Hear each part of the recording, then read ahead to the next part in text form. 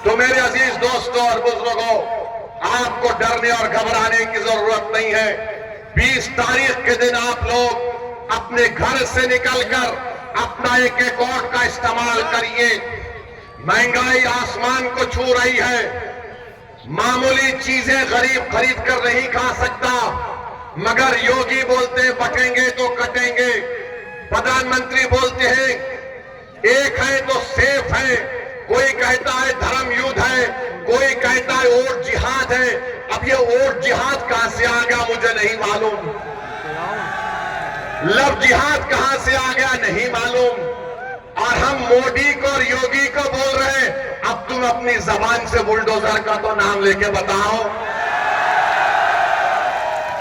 बोलो बुलडोजर के बारे में योगी और मोदी नहीं बोलेंगे, क्योंकि सुप्रीम कोर्ट ने कह दिया कि जिस प्रदेश में, जिस भारत के हिस्से में बुलडोजर इस्तेमाल होता है वो अनकॉन्स्टिट्यूशनल है।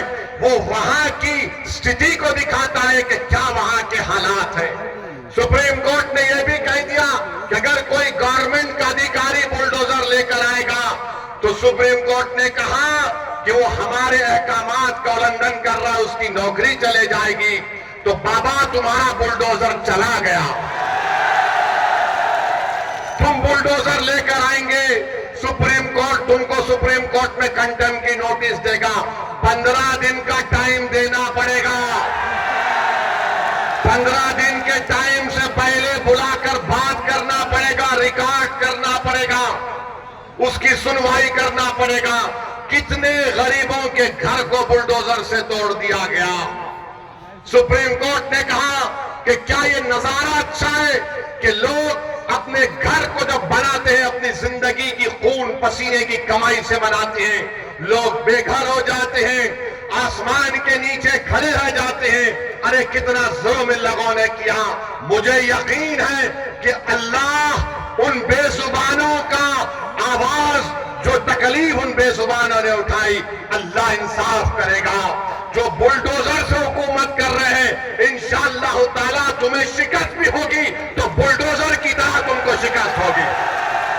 आज इख्तिदार तुम्हारे पास है, अरे सत्ता किसी के पास रहने वाली नहीं है। बीजेपी वालों, इंदिरा गांधी भी यही समझती थी कि मैं हूं, मगर इंदिरा गांधी चले गई, दूसरे आते हैं। आज योगी और मोदी यही समझते हैं कि हम हैं तो भारत है। नहीं, भारत इनसे बड़ा है, देश उनसे बड़ा है, संविधान उनसे बड़ा है और इस देश की जनता इन तमाम नेताओं से बड़ी है।